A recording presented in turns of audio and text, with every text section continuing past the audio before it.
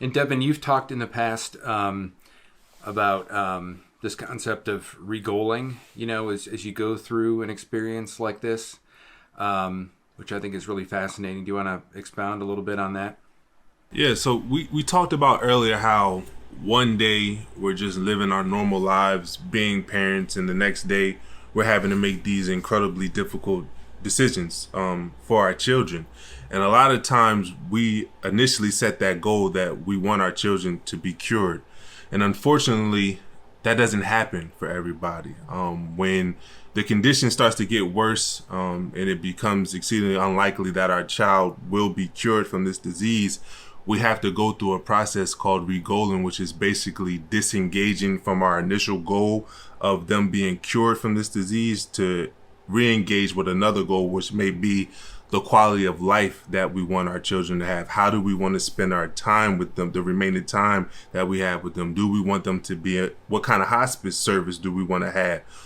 So regoaling just allows people to disengage from the initial goals that they set when their child is diagnosed with cancer, and it allows them to remain hopeful that they can still have control on the outcome. You know what I mean? So for me, when Leah first got diagnosed, we had put her into a clinical trial in which we thought was going to cure the disease. And unfortunately, after 4 months of chemo and radiation, we found out that the cancer had spread all over her body.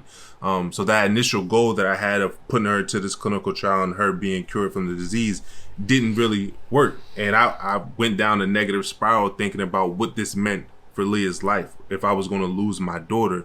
But I had to disengage from that initial goal and re-engage with another goal, which was putting her into a new clinical trial and seeing how that outcome comes in. When you are able to teach families how to re-goal, you're able to allow them to still remain hopeful, and remaining hopeful allows them to continue to have experiences of positive affect instead of going down a negative spiral of emotions. One question is, Devin, I want to know about your book. Maybe you could tell people about your book.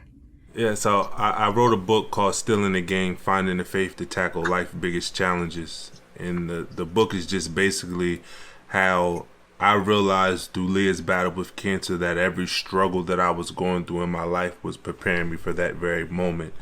And a lot of times we don't really understand why we're going through things until we realize why we have been through things. And every lesson that I've took from, growing up in the inner city to overcoming numerous injuries and surgeries in order to make it to the NFL, I took the mindset and the approach that I did to those challenges, and I used it to help Leah develop a mindset, to help myself and the people around me develop a mindset that allowed us to tackle one of life's biggest challenges, and that's your kid battling cancer. Well, thank you for sharing that. I'm definitely going to be getting that book, and I think that's going to be a wonderful resource for families. Thank you. What a gift that could be to them.